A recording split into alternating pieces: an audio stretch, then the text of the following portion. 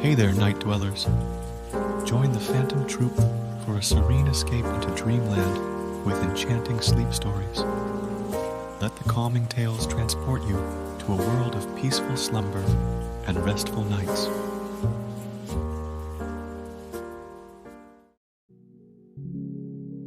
Hey there, I'm Isabella, your sweet storyteller. It warms my heart to have you here with me. Tonight, we're set for an adventure into the world of mystery and suspense.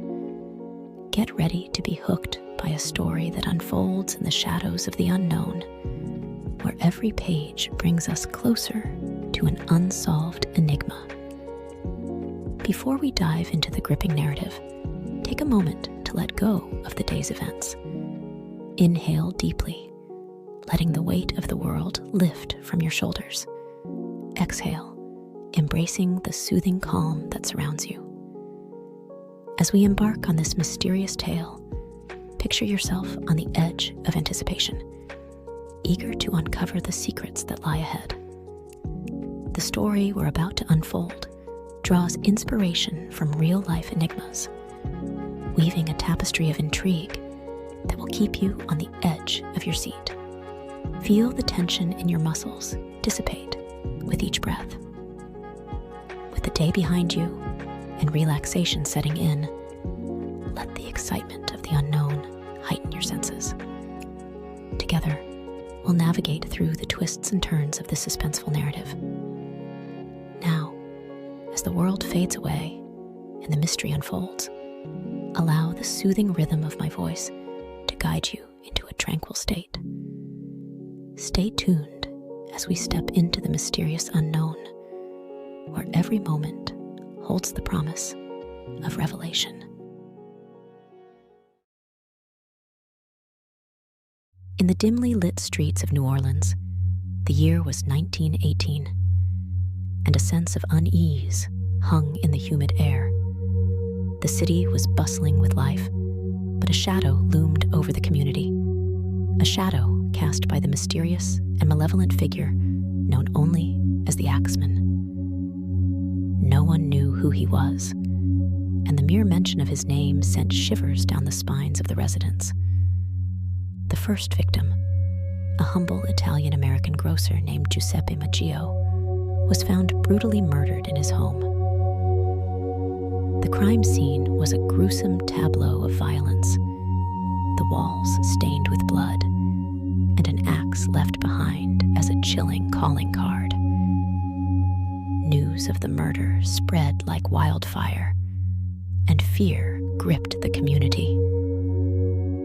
As the city grappled with the shock of the first killing, the Axeman struck again. This time, it was the Cortimiglia family, another Italian-American household.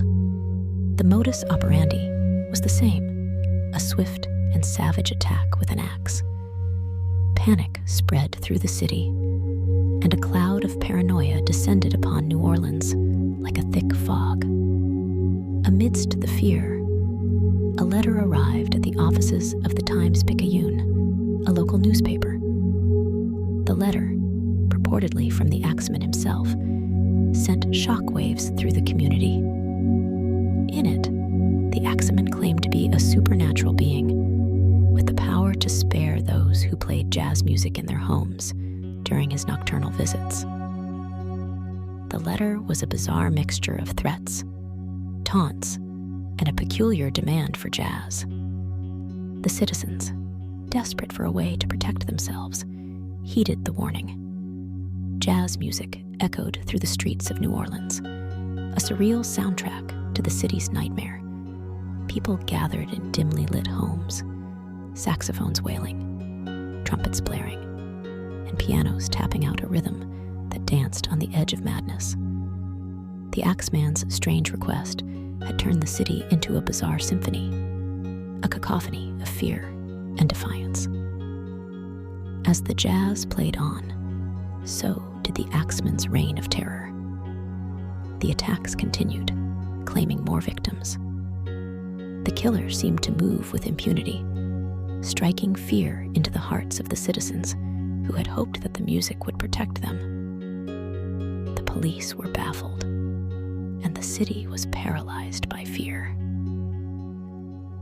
In the midst of the chaos, a detective named Joseph Talbot emerged as a central figure in the investigation. Talbot, a seasoned investigator with a reputation for solving the unsolvable, took it upon himself to unravel the mystery of the Axeman.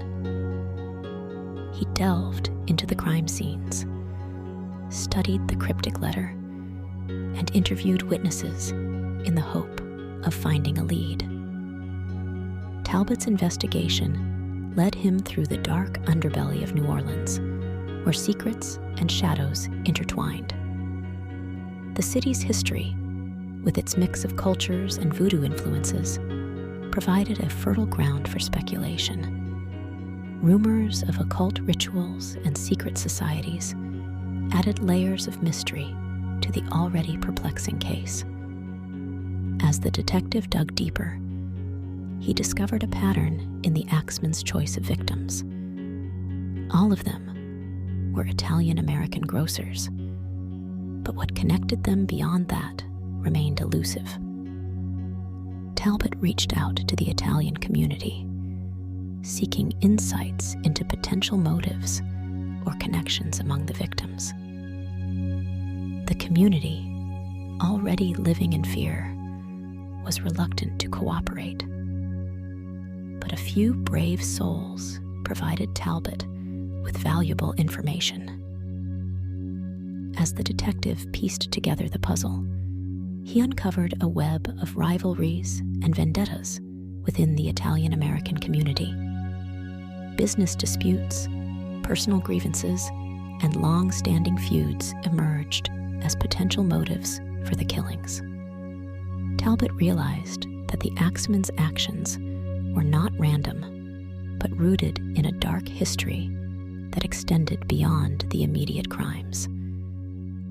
The detective faced challenges at every turn. The city's alleys whispered with secrets, and the jazz-filled nights hid the true face of the killer.